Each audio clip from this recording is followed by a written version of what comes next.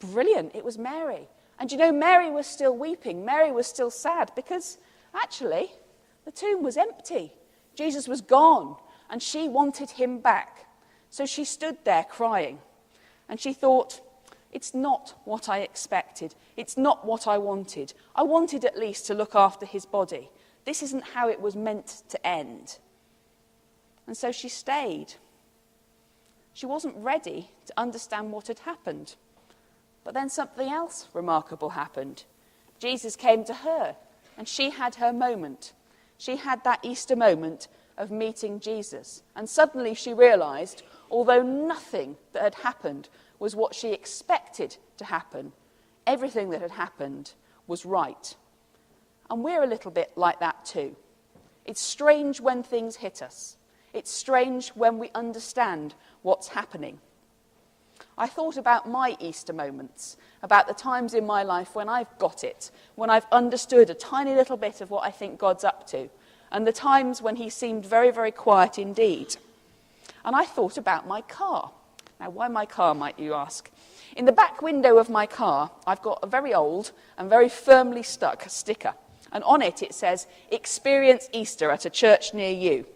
It comes from an initiative at my old diocese, and it might well have been further afield as well, I'm not sure, from a few years ago. And lots of churches were encouraged to hang huge banners outside them saying, "Experience Easter." And then there were those car stickers that were handed out to all the congregations of the church to put in their car, to encourage people to come into the buildings. Quite a while after people had chosen, as he put it, either to experience Easter or not bother, James tried to peel the sticker from our car, and he found that it was perhaps not the best quality sticker, and it had well and truly stuck. So, Christmas or Easter, Lent or Advent, in the middle of the summer holiday and all the way through autumn, my car encourages people to come and experience Easter at a church near them. And I rather like that because actually I think that experiencing Easter is exactly what we are called as Christians to do. Again and again and again. Not just this day and each year, but all the way through the bits in between too. In all the wonderful places and in all the terrible places. Lent and Holy Week can be a bit of a journey, a bit of a roller coaster ride, through grief, through hope, through downs, through ups. We remember suffering and redemption, we remember humanity and deity, we remember loyalty and a lot of betrayal.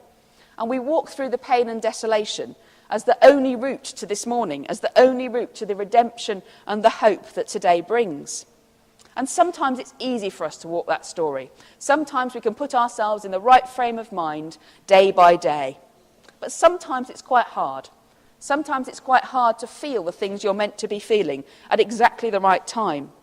This Good Friday, with the sun shining gloriously down and the children playing outside and spring flowers everywhere, I found it really hard to feel the pain of the cross.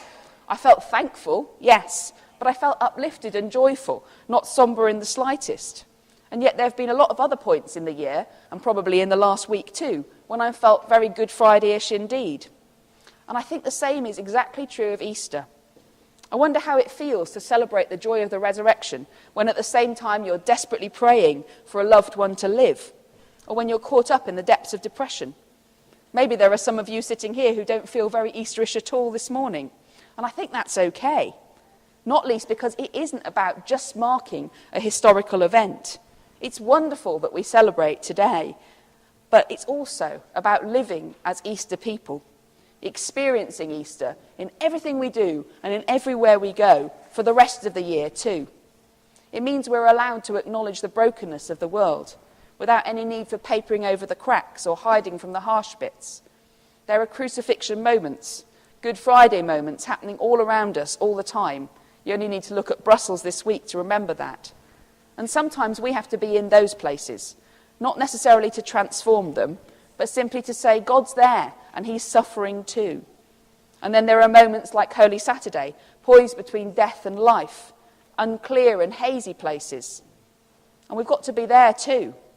And wherever we are, any one of us in the world, we're there to acknowledge that these things have been and will be redeemed, somehow.